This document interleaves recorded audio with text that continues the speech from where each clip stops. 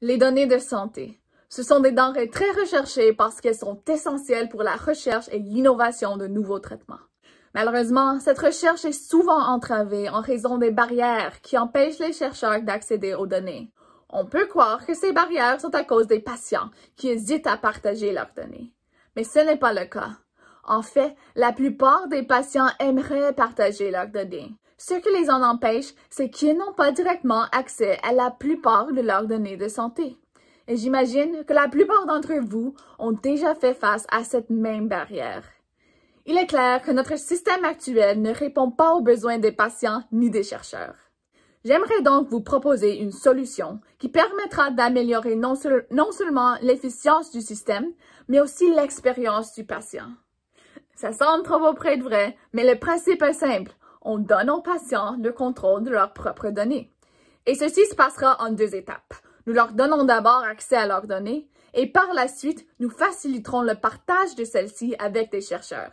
Et nous pensons que la solution la plus pratique et accessible est sous la forme d'une application mobile.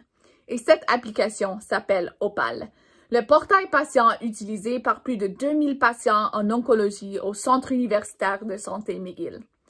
Présentement, Opal donne aux patients l'accès à certaines de leurs données, comme les rendez-vous et les résultats de laboratoire. Alors, notre première étape est déjà partiellement atteinte. Mais on voulait aller plus loin et montrer aux patients ce qu'ils ne voient presque jamais, leur plan de radiothérapie. Ceci est très important, car la majorité des patients sont très anxieux face à la radiothérapie, mais la complexité de ces données les rend difficiles à leur fournir. On a donc travaillé avec les patients pour rendre ces données accessibles tout en répondant à leurs besoins. Premièrement, les patients voulaient une explication de leur plan de traitement. Nous avons donc fourni 7 pages de texte qui est personnalisée en fonction des paramètres de traitement. Deuxièmement, les patients voulaient visualiser leur traitement. Nous avons donc créé un modèle en 3D du corps du patient à partir de leur image médicale et en même temps, on a simulé la disposition des faisceaux de radiation. Nos patients partenaires estiment que cette interaction avec leur plan en 3D réduirait leur anxiété avant la radiothérapie. Alors, on peut maintenant passer à la deuxième étape, qui était de faciliter le partage de données. Pour cette étape, on a développé le menu recherche, tout en consultant les patients sur ce dont ils avaient besoin pour partager leurs données en toute confiance. Premièrement, les patients voulaient de la transparence. Nous avons donc créé une section contenant une liste d'études disponibles, chaque étude ayant des coordonnées du chercheur et une description, afin que les patients sachent exactement où et pourquoi leurs données seront utilisées. Ensuite, les patients voulaient être impliqués dans la recherche.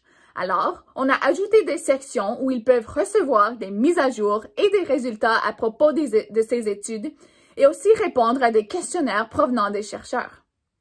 Finalement et surtout, les patients veulent une solution sécuritaire.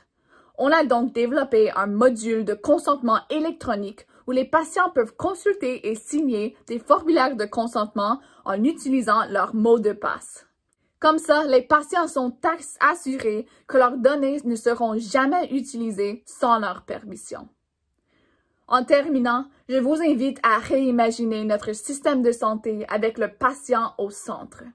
En accordant aux patients le contrôle de leurs propres données, on peut faire tomber ces barrières et ouvrir la voie à un système de santé apprenant. Merci.